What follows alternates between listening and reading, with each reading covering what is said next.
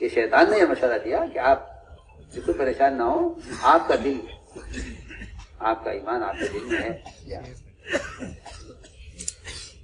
اور دلیل کیا ہے کہ جی وہ حضرت مقداد نے اسے قتل کر دیا، تو اللہ کے رسول نے فرمایا تھا کہ مقداد تم نے اسے قتل کر دیا، تم اس کے دل کا حال کیا معلوم کہ اس کے دل میں کیا ہے؟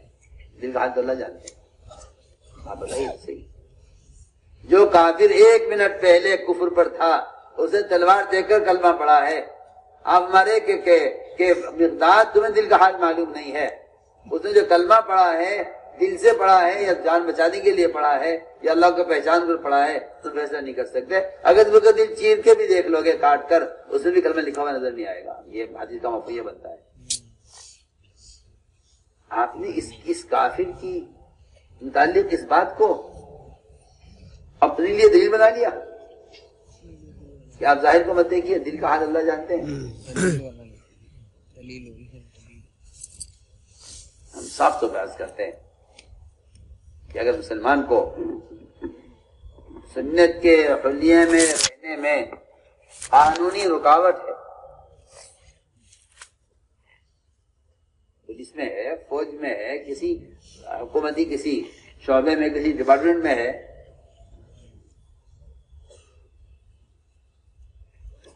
تو میں آپ سے قسم کھا کر کہہ سکتا ہوں کہ اگر یہ کہتا جی کہ میں قانون سے معذور ہوں تو یہ اللہ کے یہاں معذور نہیں ہے.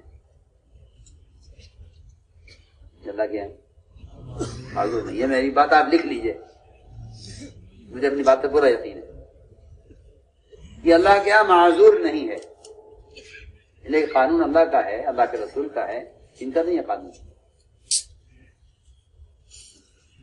یہ معذور نہیں ہے. سوال اس بات کا ہے کہ معذور کب ہوگا؟ یہ معذور کب مانا جائے گا؟ یہ معذور جب ہوگا جب یہ اس کے لیے کوشش کرے کہ بھئی میرا حق ہے.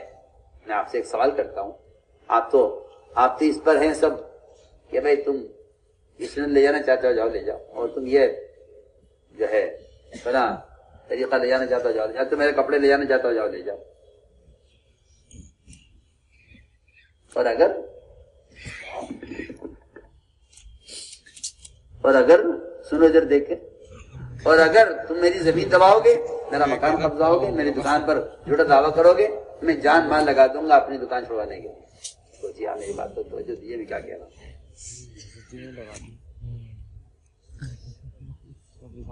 سن رہے ہیں؟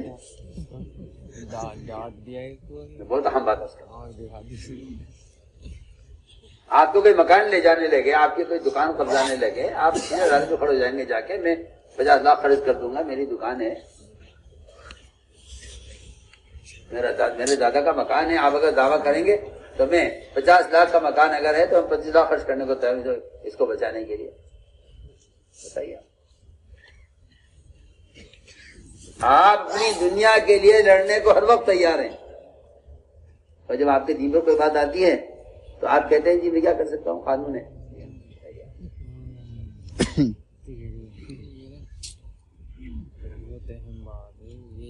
میں نے عرض کیا کہ یہ اللہ کے یہاں معذور نہیں ہے. اللہ کے یہاں معذور ہونے کے لیے 3 شرطیں ہیں، میری بات یاد رکھنا. ایسے شخص کے لیے جس کو سنت پر عمل کرنے میں قانون رکاوٹ ہے، اس کے لیے اللہ کے یہاں معذور ہونے کے لیے 3 شرطیں ہیں. پہلی شرط کہ آپ نے اس کے لیے کوشش کیا کی ہے. دوسری شرط کہ آپ جب اس حلیے میں ہوتے ہیں، دفاتر میں یا کسی ڈپارٹمنٹ میں، تو اس درمیان آپ اللہ تعالی سے اس گناہ پر استغفار کرتے ہیں یا نہیں کرتے. کیونکہ اس زمانے میں تو مسلمان خلاف سنت چیز کو معصیت ہی نہیں سمجھتا. حالانکہ معصیت ہے، معصیت ہے، معصیت. کوئی خاصی ہو گیا. لوگ زنا کو، شراب کو، چوری کو، بہتان کو، غیبت کو، نماز پڑھنے کو معصیت سمجھتے ہیں. خلاف سنت حاجت کے پورا کرنے کو معصیت نہیں سمجھتے. اور کہتے یہ تو یہ تو کوئی ایسا مسئلہ نہیں ہے، یہ تو معمولی چیز ہے۔ میں ایک منافق کی بات آپ کو بتاتا ہوں۔ منافق نے یہ کہا کہ تمہارے نبی ہیں محمد صلی اللہ علیہ وسلم، یہ اتنی بڑے کام چھوڑ کر بجائے اس کے کہ یہ بڑے بڑے کاموں میں توجہ دیتے، یہ چھوٹی چھوٹی باتیں کیوں بتاتے ہیں کہ سنجا اس طرح کرو، ہاں سنجا اس طرح کرو۔ علماء نے لکھا ہے کہ منافقین کا استنجے کی سنت کو ہلکا سمجھنا نماز کو ہلکا سمجھنے کی وجہ سے، کیونکہ جو عبادت کو ہلکا سمجھے گا وہ طہارت کو ہلکا سمجھے گا۔ جو عبادت کو ہلکا سمجھے گا وہ طہارت کو بھی ہلکا سمجھے گا۔ جی ہاں، میں ایک مثال دے رہا ہوں آپ کو درمیان میں کہ منافقین کے نزدیک نماز کی اہمیت نہیں تھی، اس لیے طہارت کی بھی اہمیت نہیں تھی۔ تو میں نے عرض کیا دوسری شرط، یہ بات توجہ چاہتی ہے، کیونکہ آج کل مسلمانوں میں یہ فتنہ چلایا جا رہا ہے کہ بھئی سنت کو فرض کا درجہ کیوں دے رہے ہیں؟ سنت ہے، فرض دیا۔ آپ کو پتہ ہی نہیں ہے کہ آپ غیر محسوس طریقے سے آپ کا معاشرہ مرتد ہو رہا ہے اور آپ کو شیطان نے دھوکہ دیا ہوا ہے کہ یہ فرض ہے، یہ سنت ہے، یہ فرض نہیں ہے، یہ سنت ہے۔ اس کو چھوڑ دو کیونکہ یہ سنت ہے، یہ فرض ہے، برا کر لو۔ اور جب کہ میں صاحب عرض کرتا ہوں کہ سنتوں کا چھوڑ دینا ہی معاشرے کا ارتداد ہے۔ جب معاشرہ مرتد ہو جاتا ہے تو سمجھ لیجئے کہ ارتداد شروع ہو گیا، ارتداد شروع ہو گیا۔ خلاف سنت عمل کو آدمی معصیت یقین نہیں کرتا، جبکہ آپ نے صاف فرما دیا کہ جو میری سنت سے اعراض کرے وہ میری امت میں سے نہیں ہے، نکل جاؤ گا۔ اور یہ نہیں، اتنا ہی نہیں کہا کہ میری امت میں سے نہیں ہے، فرمایا کہ جو دنیا میں جس کے طریقے پر چلے گا وہ اسی قوم میں شمار کیا جائے گا۔ من تشبہ بقوم فہو منہم۔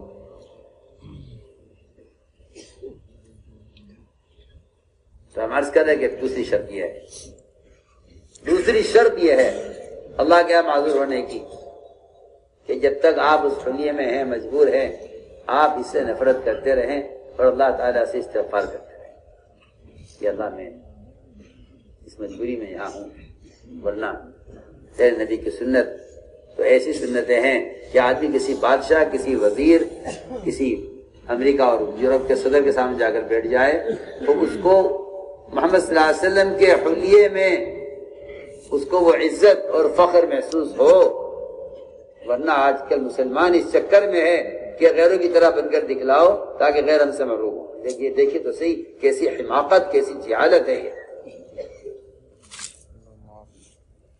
عمر رضی اللہ عنہ سے یہ کہا گیا، مومنین آپ ملک شام میں داخل ہو رہے ہیں، اس وقت آپ کے کرتے پر 12-13 پیبند لگے ہوئے ہیں، یہ کرتا نیا پہن لیجئے۔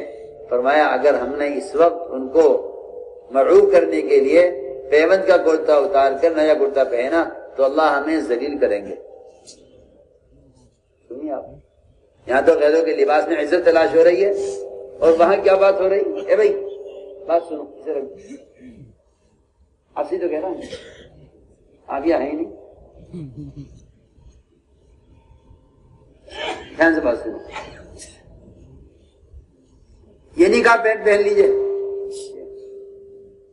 عبداللہ بن عوف نے یہ کہا کہ میری ذرا اچھا نہیں لگ رہا ہے، آپ کے کرتے پر 12 پیبند اس وقت ہیں، وہ وہاں دھوم مچ رہی ہے کہ مسلمانوں کے امیر آ رہے ہیں، دیکھیے کی شان و شوکت سے آئیں گے۔ اول تو اونٹ پر سوار ہو کر آئے اور جب وہاں پہنچے تو میں پیدل تھے اور غلام سوار تھا۔ یہ نہیں کہ بھائی ہم غلام، ہمارا غلام تو پیدل چلے گا، ہم سواری پر چلیں گے نہیں، باری باری چلنا تھے، ایک ہی سواری تھی، باری باری سوار ہوں گے۔ وہاں پہنچے تو کسی نے مشورہ دے دیا کہ آپ کرتا تبدیل کر لیں۔ فرمایا اے عبد الرحمن اگر میں ایک کرتا تبدیل کروں تو اللہ ہمیں ذلیل کریں گے، سیدھی بات ہے۔ حالانکہ جو کرتا تھا وہ نیا تھا یا پرانا تھا، اتنا فرق تھا بس.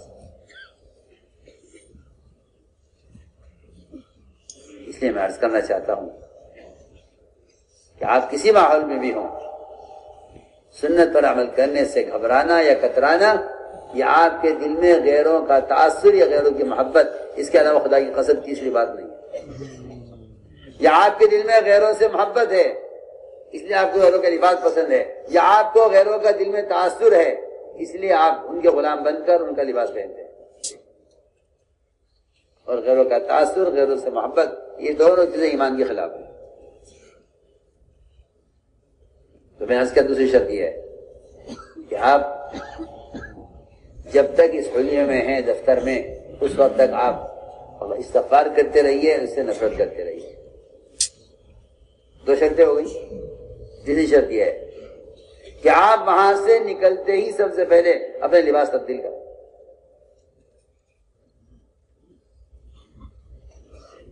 شیخ الحدیث مولانا زکریا صاحب رحمۃ اللہ علیہ بخاری شریف کے درس میں فرما رہے ہیں کہ اگر کوئی مسلمان کسی بھی ماحول میں کوئی ایک عمل سنت کے خلاف کر رہا ہو مجبوری میں، تو فرمایا کہ اللہ کے یہاں یہ اس جرم سے بچ سکتا ہے، معذور ہو سکتا ہے اگر اس کی کیفیت ایسی ہو. پھر میں مثال دی، میں ایک آدمی کو شوگر کی بیماری، ایک آدمی کو شوگر کی بیماری، ڈاکٹر نے کہا کہ ایک دانہ بھی شکر کا کھایا تو آپ خطرے میں آ جائیں گے اور کوئی گنجائش نہیں ہے. بتائیے آپ، شوگر والے بعض سے ایسے ہوتے چھپ کر شکر کھاتے ہیں، مجبور ہیں، کیا کریں، بدن شکر مانگ رہا ہے اور شکر دینی نہیں ہے. شیخ فرما رہے اپنے درس حدیث میں کہ یہ بغیر شکر کی چائے اور بغیر شکر کی چیز کھا رہا ہے، اس سے ہر لقمے پر خیال آتا ہے کاش شکر کھاتا، کاش شکر کھاتا. فرما رہے کہ جس طرح اس کو شکر کھانے کی چاہت ہے، مجبوری میں نہیں کھا رہا ہے، فرمایا اس طرح مسلمان کو اپنے سماج میں، اپنی شادیوں میں، اپنے پروگراموں میں، اپنے شعبوں میں اور حکومت کے ڈپارٹمنٹ اور ان سارے لائنوں میں سنت کی اس طرح چاہت ہونی چاہیے جس طرح شوگر کا مریض کو شکر کھانے کی چاہت ہے، بس مجبوری ہے، بیماری کیسے نہیں کھا سکتا. مگر کیا روئیں آپ کے سامنے، یہ باتیں مسلمانوں کے سروں سے گزر جاتی ہیں. یہ احساس کے مردہ ہو جانے اور یہود و نصارہ کے مزاج کے دلوں میں اتر جانے کا اس کا سبب ہے یہ کہ مسلمان کو کوئی احساس نہیں ہوتا. جو قوم اپنے حلیے پر جمع نہیں ہوتی وہ قوم مردہ ہے اگرچہ مسلمان کیوں نہ ہو. جو قوم اپنے کلچر پر جمع ہے وہ قوم زندہ ہے اگرچہ غیر مسلم کیوں نہ ہو. میں آپ سے صاف صاف کہہ رہا ہوں. آپ کلچر کو معمولی نہیں سمجھتے ہیں. آپ کا خیال یہ ہے کہ بدن چھپانا فرض ہے. میں کہتا ہوں جاہل ہے وہ شخص جو کہتا ہے بدن چھپانا فرض ہے، جاہل ہے. بدن چھپانا فرض نہیں ہے، سنت کے مطابق چھپانا فرض ہے. اس دھوکے سے نکلیے باہر، اس دھوکے سے باہر نکلیے. آپ کا خیال یہ غلط ہے کہ وہ تو بدن چھپانا ہے. یہ بدن چھپانا ہوتا تو آپ کا لباس بدن چھپانے والا ہوتا. آپ کا لباس بدن کو ظاہر کرنے والا لباس ہے جس کو ننگے گوکر میں کہا گیا ہے.